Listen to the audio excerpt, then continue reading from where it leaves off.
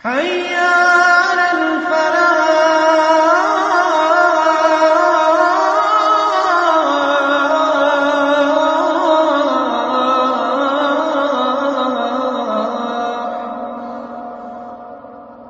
اللہ الرحمن الرحیم الحمدللہ رب العالمین والصلاة والسلام علی سید الانبیاء والمرسلین اما بعد۔ مسائل کے سلسلے اور سیریز کا دوسرا باب اور چیپٹر ہے وضو کے مسائل۔ اس سے پہلے کی نشستوں میں غسل کے کچھ ضروری مسائل بیان ہوئے۔ یہ وضو کے مسائل پر ہماری دوسری نشست ہے۔ پہلی نشست میں وضو کو توڑنے والی چیزوں پر، وضو کی حکمت پر اور وضو کے فوائد پر بات ہوئی تھی۔ انشاءاللہ آج کی بات 5 نکات پر مشتمل ہوگی۔ 5 پوائنٹس اس کے اندر ذکر کیے جائیں گے۔ پہلی چیز ہوگی وضو کے فضائل، دوسری چیز وضو کی فرضیت کب ہوئی تھی، اور تیسری چیز وضو کے فرائض و مسائل، اور چوتھی چیز ہے وضو کن لوگوں کا معتبر ہوتا ہے، اور پانچویں چیز وضو کے صحیح ہونے کی شرطیں۔ سب سے پہلی چیز ہے وضو کے فضائل۔ وضو کے فضائل اس کا مفہوم ہے، یعنی شریعت کی نگاہ میں وضو کا کیا مقام ہے۔ وضو کی فضیلتوں میں سے فضیلت نمبر 1، وضو اچھی طرح کرنے سے قیامت کے دن وضو کرنے والے کے چہرے پر نور ہوگا۔ آپ صلی اللہ علیہ وسلم نے فرمایا، میری امت کے لوگ وضو کے نشانات کی وجہ سے قیامت کے دن سفید پیشانی اور سفید ہاتھ پاؤں والوں کی شکل میں بلائے جائیں گے۔ سو تم میں سے جو کوئی اپنی چمک کو بڑھانا چاہتا ہے تو وہ بڑھا لے، یعنی اچھی طرح وضو کر لے۔ فضیلت نمبر 2، اچھی طرح وضو کرنے سے سارے صغیرہ گناہ معاف ہو جاتے ہیں۔ جناب نبی اکرم صلی اللہ علیہ وسلم نے فرمایا، گناہوں کو مٹانے والی چیزوں میں پہلی چیز نماز کے بعد مسجد میں تھوڑی دیر ٹہرنا، اور دوسری چیز جن موقعوں پر وضو کرنے کے لیے طبیعت پر دشواری ہو ایسے وقت میں اچھی طرح وضو کرنا۔ نمبر 3، جماعت سے نماز پڑھنے کے لیے پیدل جانا۔ جو یہ کام کرے گا وہ خیر کے ساتھ زندگی گزارے گا اور اس کا خاتمہ خیر پر ہوگا، اور اپنے گناہوں سے اس طرح پاک و صاف ہو جائے گا جیسا کہ اس کی ماں نے اس کو ابھی جنم دیا ہے۔ آپ صلی اللہ علیہ وسلم نے فرمایا، جب مومن بندہ وضو کرتا ہے اور اپنا چہرہ اچھی طرح دھوتا ہے تو پانی کے ساتھ یا پانی کے آخری قطرے کے ساتھ اس کے وہ سارے صغیرہ گناہ جھڑ جاتے ہیں جو اس نے اپنی آنکھوں سے کیے ہوں، اور جب ہاتھ دھوتا ہے تو پانی کے ساتھ یا پانی کے آخری قطرے کے ساتھ اس کے وہ سارے گناہ گر جاتے ہیں جو اس کے ہاتھوں سے ہوئے ہیں، یہاں تک کہ بندہ سارے صغیرہ گناہوں سے بالکل صاف ستھرا ہو جاتا ہے۔ فضیلت نمبر 3، وضو نماز کی کنجی ہے۔ آپ صلی اللہ علیہ وسلم نے فرمایا، مفتاح الصلاۃ الطہور، بغیر وضو کے نماز نہیں ہوگی۔ جس کو وضو کی ضرورت لاحق ہو جائے اس کے لیے نماز کی قبولیت پر تالا لگ چکا ہوتا ہے، اور اس تالے کی چابی وضو ہے۔ جو بندہ وضو کر کے نماز پڑھے گا اسی کی نماز اللہ تعالیٰ کی بارگاہ میں قبول ہوگی۔ اسی طرح دوسری حدیث میں آپ صلی اللہ علیہ وسلم نے ارشاد فرمایا کہ اللہ تعالیٰ اس صدقے کو قبول نہیں فرماتے جو مال غنیمت سے چرا کر کیا جائے، اور اس نماز کو قبول نہیں فرماتے جو بغیر وضو کے پڑھی جائے۔ فضیلت نمبر 4 ہے، اچھی طرح وضو کر کے فرض نماز پڑھنے کے لیے مسجد جانے پر 1 حج کا ثواب ملتا ہے، اور نفل کے لیے جانے پر 1 عمرے کا ثواب ملتا ہے۔ آپ صلی اللہ علیہ وسلم نے فرمایا، جب بندہ اچھی طرح وضو کر کے فرض نماز پڑھنے کے لیے گھر سے نکلتا ہے تو اس کا اجر احرام باندھنے والے حاجی کے اجر کے برابر ہوگا، اور اگر کسی نفل نماز مثلا چاشت کی نماز کے لیے نکلے تو اس کا اجر عمرہ کرنے والے کی طرح ہے۔ دوسری حدیث میں ارشاد ہے، جب تم میں سے کوئی اچھی طرح وضو کرے اور صرف نماز کے ارادے سے مسجد کی طرف آئے اور نماز کے علاوہ کوئی اس کا ارادہ نہ ہو تو اس بندے کے مسجد کی طرف اٹھنے والے ہر قدم پر اس کا 1 درجہ بلند ہوگا، اور اس کے ہر قدم پر 1 گناہ معاف ہوگا۔ فضیلت نمبر 5، تازہ وضو کرنے پر اللہ تعالیٰ بندے کے لیے 10 نیکیاں لکھتے ہیں۔ آپ صلی اللہ علیہ وسلم نے فرمایا، جو بندہ وضو ہونے کے باوجود وضو کرے اس کے لیے 10 نیکیاں لکھ دی جاتی ہیں۔ لہٰذا ہر عبادت گزار بندے کو چاہیے کہ وہ ہمیشہ باوضو رہا کرے اور وضو کرنے کے لیے اہتمام برتے۔ دوسری چیز ہے وضو کی فرضیت کب ہوئی۔ اس بارے میں بات یہ ہے کہ وضو سارے انبیاء علیہ السلام کی سنت رہی ہے۔ آپ صلی اللہ علیہ وسلم کا فرمان ہے، ھذا وضوئی ووضوء المرسلین من قبلی، یہ میرا وضو ہے اور مجھ سے پہلے پیغمبروں کا وضو ہے۔ یہ عمل پچھلی امتوں سے چلا آ رہا ہے۔ دنیا میں جہاں کہیں کچھ خوبی ہے وہ کسی نہ کسی نبی کی پھیلائی ہوئی اچھائی ہے۔ یہ عمل بھی اہل عرب میں کسی نہ کسی طرح رائج تھا، لیکن آپ صلی اللہ علیہ وسلم کو مکی دور میں سن 12 نبوی میں جبرائیل علیہ السلام کے ذریعے باضابطہ نماز کے ساتھ اس کو سکھایا گیا۔ اس کے بعد مدنی دور میں اللہ تعالیٰ نے وضو کی آیت نازل فرما کر اس حکم کو اور بھی مضبوط فرما دیا۔ چنانچہ اللہ تعالیٰ کا ارشاد ہے، یا ایھا الذین آمنوا اذا قمتم الی الصلاۃ فاغسلوا وجوہکم وایدیکم الی المرافق وامسحوا برؤوسکم وارجلکم الی الکعبین۔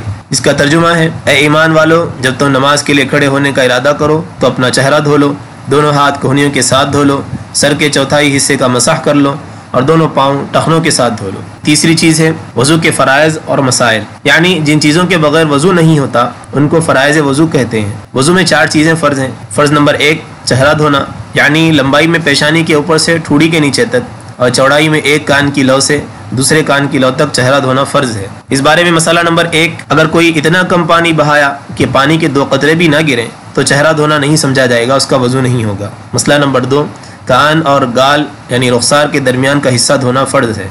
मसला नंबर 3, अगर किसी की दाढ़ी इतनी घनी हो कि अंदर की जिल्द न दिखाई देती हो तो वजू में अंदर खाल तक पानी का पहुंचाना ज़रूरी नहीं, लेकिन अगर अंदर की चमड़ी नज़र आती हो तो उसका धोना ज़रूरी है, बेधोए फ़र्ज़ अदा न होगा। मसला नंबर 4, दाढ़ी के बाल जो चेहरे के हिस्से के अंदर आते हैं उनका धोना फ़र्ज़ है और जो नीचे की तरफ झूलने वाले बाल हैं उनका धोना सुन्नत है।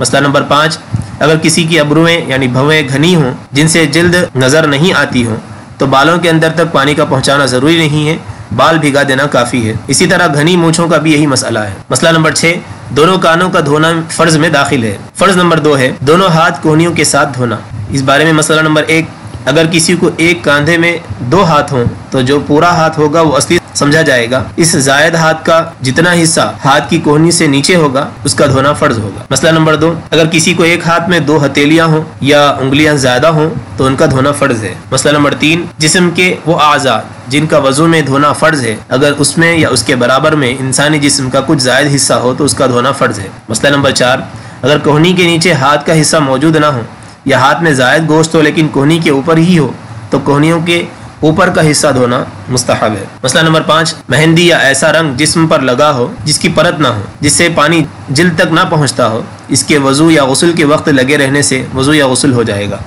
मसला नंबर 6, नील पॉलिश और ऐसी लिपस्टिक जो तह वाली हो और वजू और गुस्ल में धोए जाने वाले जिस्म के किसी हिस्से पर पेंट लगा हो तो इसको भी साफ किए बगैर वजू और गुस्ल नहीं होता। मसला नंबर 7, ओठ का निशान जिस रोशनाई से लगाया जाता है वो अक्सर परत वाली नहीं होती, लेकिन अगर तह वाली रोशनाई और इंक से ओठ की अलामत लगाई जाए और कोशिश के बावजूद ना निकले तो इस उज़्र की वजह से वज़ू और गुस्ल हो जाएगा। मसला नंबर 8, अगर किसी के नाखून बड़े हों तो गुस्ल और वज़ू में उन नाखूनों के अंदर पानी का पहुंचाना फ़र्ज़ है। मसला नंबर 9, अगर किसी के हाथ पर टैटो बना हुआ है तो इससे वज़ू तो हो जाएगा लेकिन टैटो बनाना हराम और बनवाना भी हराम है और काबिल लानत अमल है। मसला नंबर 10, वाज़लीन लगाकर वज़ू या गुस्ल करने से वज़ू या गुस्ल हो जाएगा। मसला नंबर 11, अगर अंगूठी पहनी हुई हो तो अगर ढीली हो तो उसको हिलाकर पानी का पहुंचाना सुन्नत है, लेकिन अगर अंगूठी तंग हो तो उसका हिलाना फ़र्ज़ है। फ़र्ज़ नंबर 3, चौथाई सर का मसाह करना। इस बारे में मसला नंबर 1 है अगर किसी के सर पर बाल लंबे हों जो चेहरे और गर्दन पर आ सकते हों और वो शख्स गर्दन और चेहरे पर आने वाले बालों पर मसाह करे तो फ़र्ज़ अदा न होगा। कानों के ऊपर वाले हिस्से के बालों पर मसाह करे या बालों के ऐसे हिस्से पर मसाह करे जिन बालों के नीचे सर का हिस्सा हो तो ही मसाह शुमार होगा। मसला नंबर 2, अगर किसी ने अपने लंबे बाल बांध कर रखे हुए हों तो मसाह उन बालों पर ही करेगा जो सर के ऊपर जुड़े हुए हैं और वो बाल जिनको खोलने से सर से निकल कर दराज हो जाते हैं उन पर मसाह करना फ़र्ज़ की अदायगी के लिए काफ़ी ना होगा। मसला नंबर 3, वो पानी जो पहले इस्तेमाल में ना आया हो ऐसे पानी की तरी अपने हाथ या किसी ज़रिए से सर के चौथाई हिस्से पर फेर दे और वो बह जाए या गीले कपड़े सर को पहुँचे या बारिश का पानी सर पर गिर जाए और फ़र्ज़ की मकदार मसाह पूरी हो जाए, ख़्वाह हाथ लगा हो या ना हो तो मसाह हो जाएगा।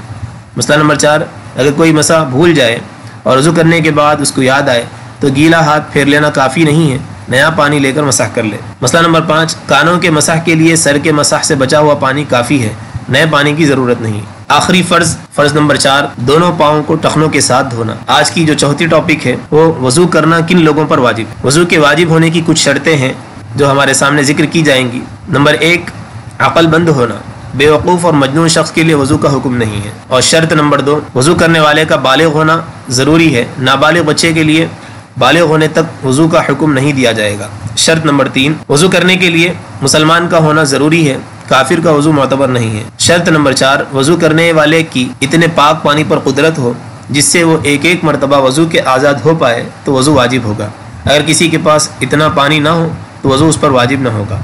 वज़ू की शर्त नंबर 5 है, वज़ू के वाजिब होने के लिए हदस यानी नवाक़िज़ वज़ू में से किसी एक चीज़ का पाया जाना ज़रूरी है। अगर कोई बावज़ू हो तो उस पर वज़ू करना लाजिम नहीं है। वज़ू के वाजिब होने की जो छठी शर्त है वो है हैज़ निफास का ख़त्म होना। वज़ू के वाजिब होने के लिए ज़रूरी है, हायज़ा और निफास वाली खातून पर वज़ू वाजिब नहीं होता। आज की जो 5वीं टॉपिक है वज़ू के सही होने की शर्तें। वज़ू के सही होने की 3 शर्तें हैं। पहली शर्त है आज़ाए वज़ू के धोने में बाल बराबर भी खुश्की बाकी ना रहे। اگر سوئی کے ناکے کے برابر بھی خشکی باقی رہ گئی تو وضو صحیح نہیں ہوا۔ اور وضو کے صحیح ہونے کی دوسری شرط وضو کو توڑنے والی چیز کا ختم ہونا ضروری ہے، مثلا حیض و نفاس اور حدث کا آنا بند ہونا چاہیے۔ اس بارے میں مسئلہ نمبر 1 ہے، اگر کسی کو حیض و نفاس ابھی ختم نہیں ہوا اور کوئی استنجا سے فارغ ہوتے ہوئے وضو کیا یا وضو کے دوران اس کو ریح خارج ہو رہی تھی، اسی حال میں وضو کیا تو وضو صحیح نہیں ہوگا۔ وضو کی صحیح ہونے کی شرط نمبر 3، وضو کے پانی کو جسم کی جلد تک پہنچنے میں کوئی رکاوٹ نہ ہو، جیسے موم اور چربی وغیرہ۔ یہ وضو کے بارے میں کچھ ضروری معلومات ہیں جو آپ حضرات کے سامنے پیش ہوئیں۔ انشاءاللہ اگلی بیٹھک میں وضو کی سنتیں اور آداب پر بات ہوگی۔ جزاکم اللہ خیرا۔ السلام علیکم ورحمۃ اللہ وبرکاتہ۔